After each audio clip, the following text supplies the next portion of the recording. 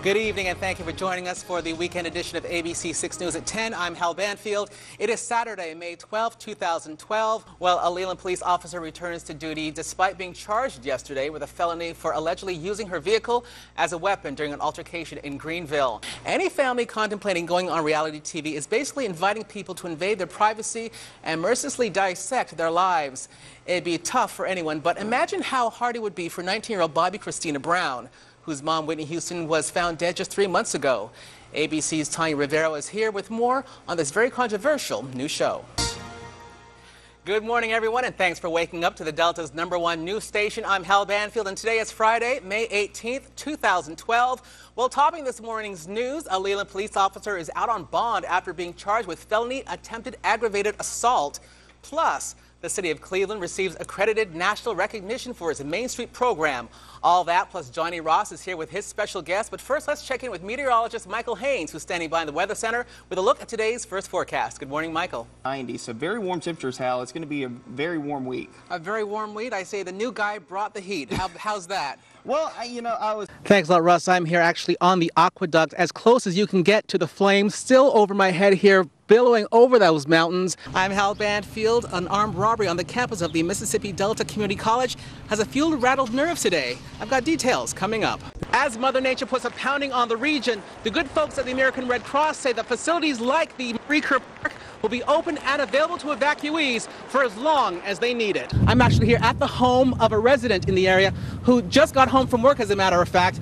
Didn't even know of the evacuation orders. I'm here talking right now with Jack. He's lived here for how many years, sir? I've been here about 2.5 years now. 2.5 years. Has anyone come by and told you about the situation happening around you? No, I just got home from work actually myself, and I just came home. I saw the smoke. I'm going, oh God, there's some flames right there. Just hit a power line. Wow. Wow. If you're heading on down here to Hardy Park anytime soon, you'll see a brand new look. That's because they're looking to install brand new swing sets as well as exercise equipment. To talk about it right now, I've got with me the city's engineer, Mr. Lorenzo Anderson. Sir, so very nice to see you. To talk about the plans here for this brand new look to Hardy Park. Back here on scene, you'll see the line is actually still wrapped around the corner. Close to over 1,000 people are now showing up, and cars are still pulling up here to receive this vaccine. It looks like the demand may outweigh the supply. Officials say they actually have 2,000 vials of H1N1 here in-house. Once they are out, that will be it for the folks. They also do have exactly 550 vials of the seasonal flu shot, so those will go to those who are not on priority for the H1N1. Hey, how you doing? Did you file your taxes yet? Yes, I did. You did? Did you file online, or did you do it the old traditional way? Online. Online? Yes. So you get your refund back real soon, right? I already got it. You already got your refund? Yeah. You got a refund back. What'd you do with it? Bought this car. You bought this car with a refund? Yeah. Check this out.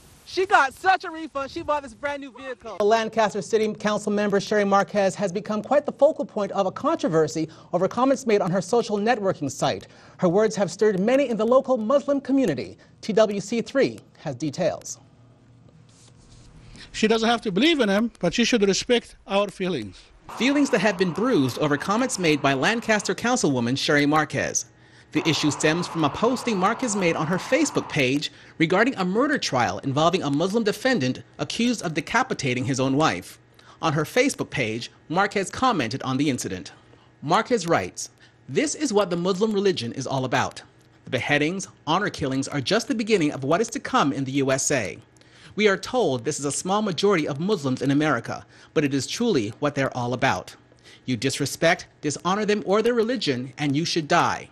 They don't even blink at killing their own wives, daughters, because they are justified by their religion." The FBI reports that hate crimes against Muslims soared immediately following 9/11. Those here in the Islamic community confirm they themselves have been victims of harassment.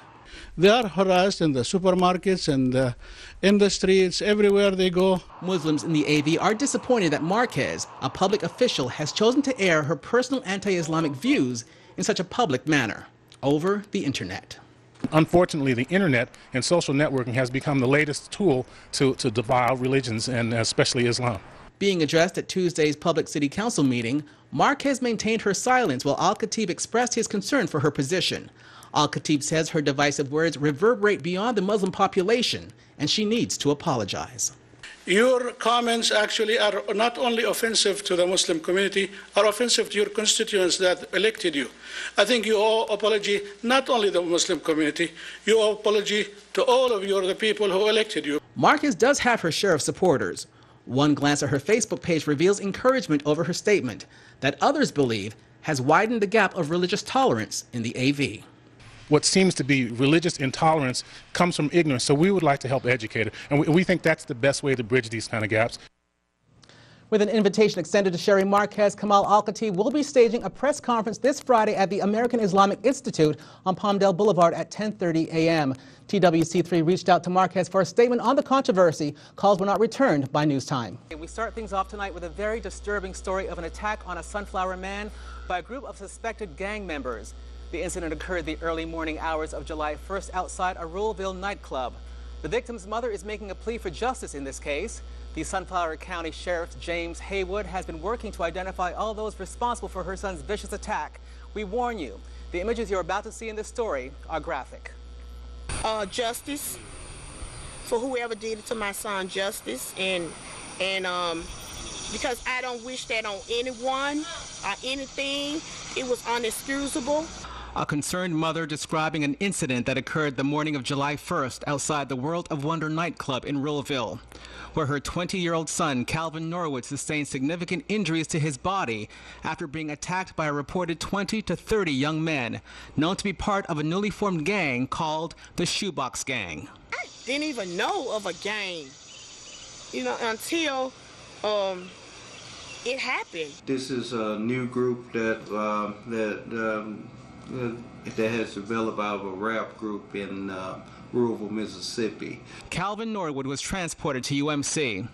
His mother has been seeking answers from law authorities looking for an arrest to all those responsible for her son's attack. But everybody that can be identified that participated in this brutal beating, they will be brought to justice. As we was informed, some guys have been arrested.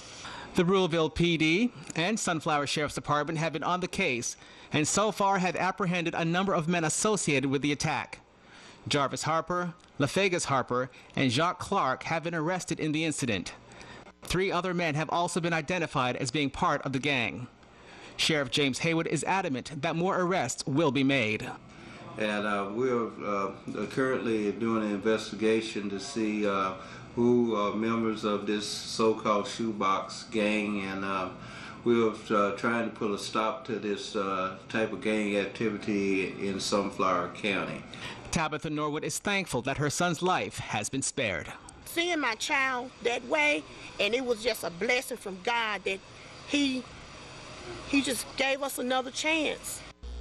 And Sheriff Haywood says that Calvin Norwood will be needing reconstructive surgery to repair the extreme damage caused to his face.